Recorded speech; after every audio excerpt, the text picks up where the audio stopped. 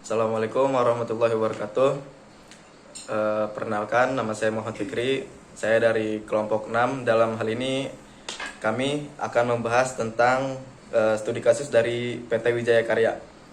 Sebelumnya saya jelaskan dulu untuk sejarah dari PT Wijaya Karya itu sendiri. PT Wijaya Karya atau WIKA dibentuk dari proses nasionalisasi perusahaan Belanda bernama Namlos Vennootschap Technische Handel atau yang disebut dengan NV Vis & Co. Berdasarkan peraturan pemerintah nomor 2 tahun 1960 dan surat keputusan Menteri Pekerjaan Umum dan Tenaga Kerja Listrik atau PUTL nomor 5 tanggal 11 Maret tahun 1960 dengan nama Perusahaan Negara Bangunan Wijaya Karya, kegiatan usaha WIKA pada saat itu adalah pekerjaan instalasi listrik dan pipa air.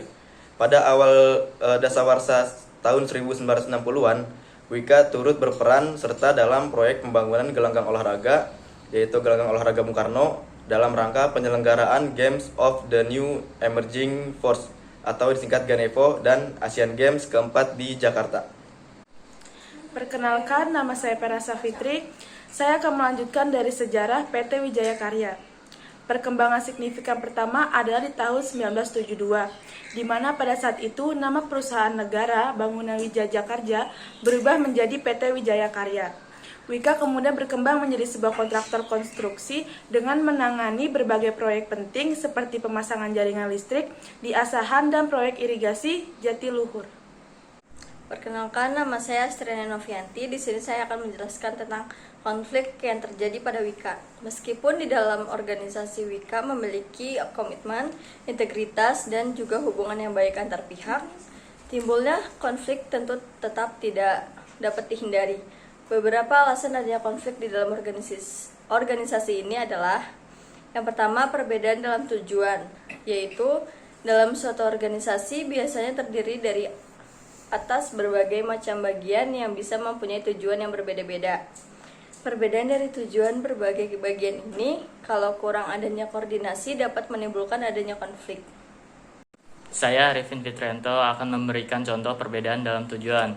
Sebagai contoh yang seperti diketahui pada 2011 lalu, WIKA telah menghentikan proyek pembangunan mall senilai 11,5 juta US dollar di Libya. Adanya konflik yang tak kunjung reda menyebabkan WIKA kesulitan untuk menyelesaikan proyek tersebut. Alhasil WIKA menghentikan proyek tersebut dan mengevakuasi pekerjaannya untuk kembali ke tanah air. Sebelumnya WIKA menggandeng perusahaan lokal Libya, Solar Sahara Investment, untuk mengerjakan mal yang senilai 104,4 miliar atau setara dengan 11,6 juta USD. Proyek kerjasama dengan mitra Libya itu mempekerjakan sekitar 500 orang, di mana 300 pekerjanya merupakan warga negara Libya. Saya Asinda Purwanti akan melanjutkan konflik dari PT WITA. Yang kedua, perbedaan dalam nilai atau persepsi. Perbedaan dalam tujuan biasanya dibarengi dengan perbedaan dalam sikap, nilai dan persepsi yang biasa mengarah ke timbulnya konflik. Ketiga, kompetensi atau persaingan yang tidak sehat. Sabotase adalah salah satu bentuk produk konflik yang tidak dapat diduga sebelumnya. Sabotase seringkali digunakan dalam permainan politik dalam internal organisasi atau dengan pihak eksternal. Cara WIKA bersaing dengan perusahaan lain supaya menjaga perusahaan yang terbaik di bidangnya, yaitu menggunakan cara-cara yang semestinya untuk meraih hasil yang positif.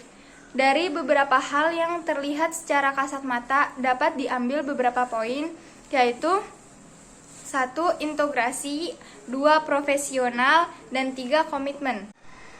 Perkenalkan, nama saya Wulan Nur Komalasari. Di sini saya akan menjelaskan penyelesaian konflik di dalam PT WIKA.